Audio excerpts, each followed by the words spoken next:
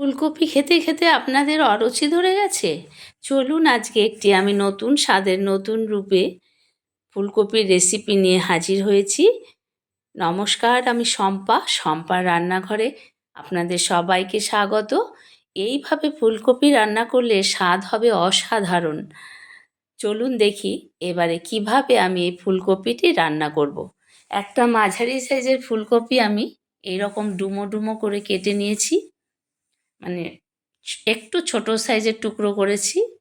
গরম জল দিয়ে খুব ভালো করে আমি ধুয়ে নিয়েছি। পেঁয়াজ নিয়েছি একটা টমেটো আর স্বাদ অনুযায়ী কাঁচা লঙ্কা নিয়েছি, আলু একটা, ক্যাপসিকাম নিয়েছি, বিট নুন নিয়েছি হাফ চামচ, আর নিয়েছি কসুরি মেথি আছে 1 চামচ মতো, গোটা জিরে, গোটা ধনে, আর একটা দারচিনি, 2টো ছোট এলাচ, গোটা ধনে আছে 1 চামচ, আর একটা তেজপাতা নিয়েছি আমি টুকরো করে। এগুলো আমি শুকনো খোলায় ভেজে নেব। তো এইভাবে আপনারা ফুলকপি রান্না আমি হলফ করে বলতে পারি কেউ এখনও রাঁধেননি। তো এইভাবে একবার রান্না করে দেখবেন, অসাধারণ লাগে। মশলাগুলো হালকা ভেজে আমি ঠান্ডা করে নেব, তারপর গুঁড়ো করে নেব। মশলা ভাজা হয়ে গেছে, আমি একটি প্লেটের মধ্যে নামিয়ে নিলাম মশলাগুলো। এইবার আমি একটি কড়াই বসিয়ে দেব।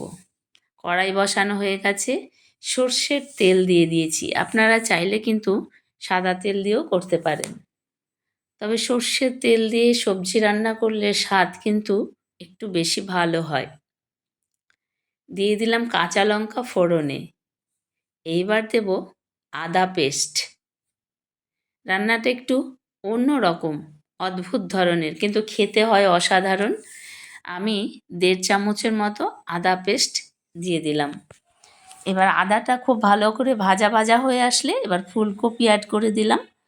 ফুলকপিগুলোকে এই আদা আর কাঁচা লঙ্কা দিয়ে খুব সুন্দর করে আমি ভেজে নেব, তবে অতিরিক্ত লাল করব না, বেশ হালকা করেই ভাজবো। নেড়ে চেড়ে নিচ্ছি। বন্ধুদের কাছে অনুরোধ, সম্পূর্ণ ভিডিওটি দেখবেন, স্কিপ না করে। দিয়ে দিলাম আলুগুলো, কারণ আলু আর ফুলকপি আমি একসঙ্গেই ভেজে নিচ্ছি। লাইক কমেন্ট শেয়ার করবেন, আর যারা নতুন বন্ধু তারা লাইক কমেন্টের সাথে সাথে একটি সাবস্ক্রাইব করে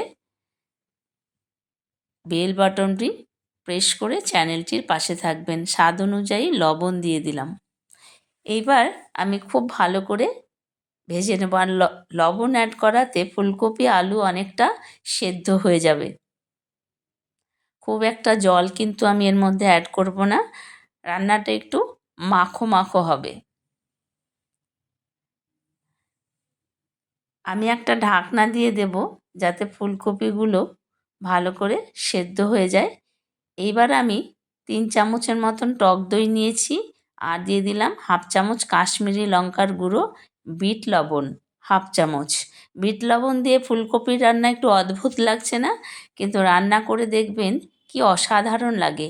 একটুখানি হিং দিলাম আমি এর মধ্যে, আর এই যে ভাজা মশলা গুঁড়ো করে রেখেছি সেটা আমি এই দইয়ের মধ্যে অ্যাড করে দিচ্ছি। অ্যাড করে দিয়ে খুব ভালো করে মেখে নেব, মানে মিশিয়ে নেব দইয়ের সঙ্গেই মশলাটা।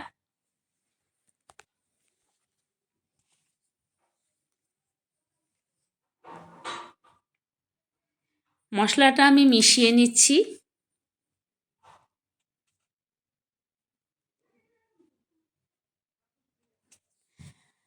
বন্ধুদের কাছে অনুরোধ করছি আবারও সম্পূর্ণ ভিডিওটি দেখুন। মশলা মাখা হয়ে গেছে দইয়ের সঙ্গে আমার। এবার ফুলকপিও অনেকটা সেদ্ধ হয়ে এসেছে, দেখুন অনেকটা মজে এসেছে ফুলকপি আর আলু। আমি কিন্তু একেবারে কালো কালো করে ভাজিনি, গ্যাসের ফ্লেম কিন্তু একেবারে মিডিয়াম করে দিয়ে আমি এই ফুলকপি আর আলু ভেজে নিয়েছি। এর সাথে এইবার কিন্তু আমি মশলা অ্যাড করব। রান্না থেকে কিন্তু একটা সুন্দর ফ্লেভার বেরিয়েছে। ফুলকপি খেতে খেতে অরুচি হয়ে গেলে এইভাবে একবার ফুলকপি রান্না করে দেখুন, অসাধারণ লাগবে খেতে।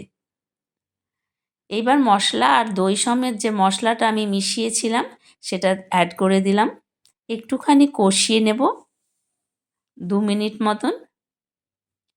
কষিয়ে তারপর আমি জল অ্যাড করব।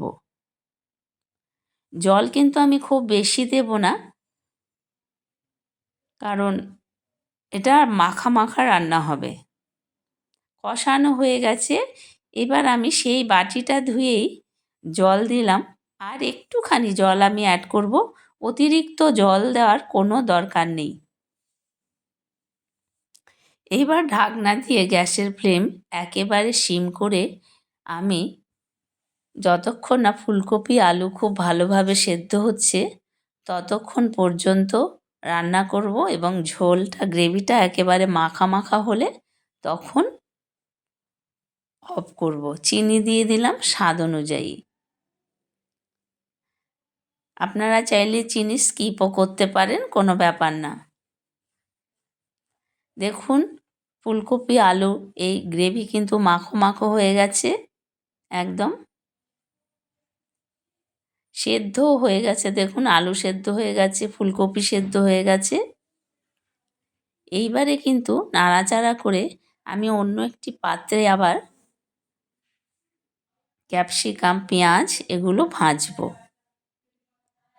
আমি একটি ফ্রাই প্যান বসিয়ে দিয়েছি, তাতে আবার 1 টেবিল চামচ মতন তেল দিলাম। এই রান্নাটা করতে একটু তেল বেশি লাগে, এমনিতেও ফুলকপি রান্না করতে একটু তেল বেশিই লাগে। তো এখানে ফোড়নে দেব 1 চামচ, মানে 1 চা চামচ গোটা জিরে। ফোড়ন দিয়ে দিলাম গোটা জিরে। অ্যাড করে দেব পেঁয়াজ, যে বড় বড় করে আমি কেটে রেখেছিলাম পেঁয়াজের টুকরো, সেগুলো অ্যাড করে দেব। একটু নেড়ে চেড়ে ভেজে নেব পেঁয়াজকে, খুব হালকা ভাজবো।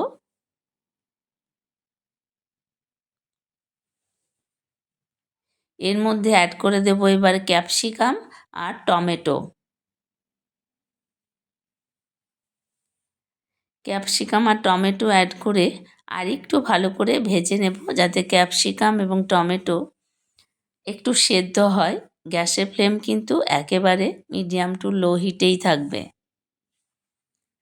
পেঁয়াজ অতিরিক্ত ভাজার দরকার নেই। এবার ক্যাপসিকাম দিয়ে দিলাম। আমি একটা বড় সাইজের ক্যাপসিকাম একটু বড় বড় করে কেটে নিয়েছি। সাঁড়াশি দিয়ে ধরে নিলাম যাতে ফ্রাই প্যানটা না নড়ে যায়। এইভাবে একবার ফুলকপি রান্না করে দেখবেন, অসাধারণ লাগবে দেখবেন। আর তাছাড়া এটা খুব হেলদি খাবারও, পুষ্টিকর এবং হেলদি।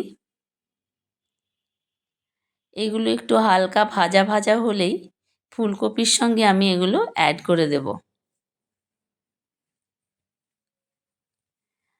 আবারও অনুরোধ করছি সম্পূর্ণ ভিডিওটি দেখার জন্য, লাইক, কমেন্ট, শেয়ার করার জন্য, এবং নতুন বন্ধুরা একটি সাবস্ক্রাইব করে বেল আইকনটি প্রেস করে চ্যানেলটির পাশে থাকবেন, এই অনুরোধ রইল। আমরা ফুলকপি, বাঁধাকপি খেতে খেতে এই সিজনে সত্যিই হাঁপিয়ে উঠি, তাই একটু অন্যরকম করে রান্না করে খেলে কিন্তু মুখের রুচিটা আবার ফিরে আসে। এবারে এইগুলো সব ফুলকপির মধ্যে আমি অ্যাড করে দিলাম। খুব ভালো করে নাড়াচাড়া করব। আর একটুখানি আমি ফুলকপিটা রান্না করব 2 মিনিট মতন। দেখবেন এইভাবে রান্না করে ফুলকপি খেতে কি অসাধারণ লাগে। দেখতেও দেখুন কত সুন্দর হয়েছে, কালারফুল। এর মধ্যে কিন্তু আমি কোনো হলুদ ব্যবহার করিনি।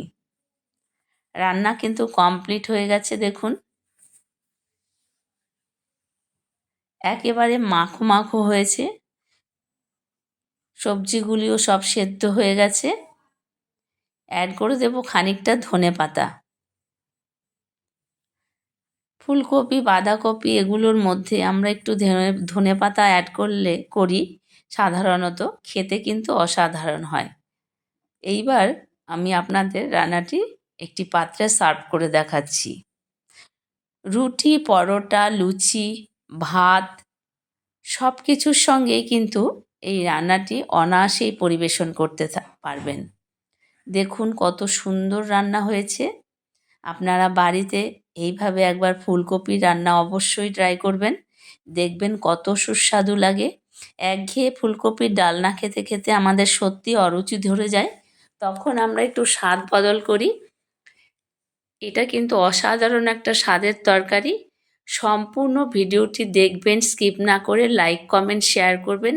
আর রেসিপিটি যদি ভালো লাগে তাহলে একটি সাবস্ক্রাইব করে বেল আইকনটি প্রেস করে চ্যানেলটির পাশে থাকবেন। আর নতুন নতুন আপডেট পেতে বেল আইকনটি অবশ্যই প্রেস করবেন, তাহলে সবার আগে নোটিফিকেশান আপনার কাছে পৌঁছে যাবে।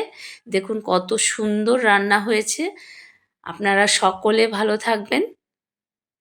রুটি, ভাত, পরোটা সব কিছুর সঙ্গেই এই রেসিপিটি পরিবেশন করুন, দেখবেন প্রত্যেকের ভালো লাগবে। অসম্ভব সুস্বাদু একটি তরকারি। আপনারা সকলে ভালো থাকুন। ধন্যবাদ সকল।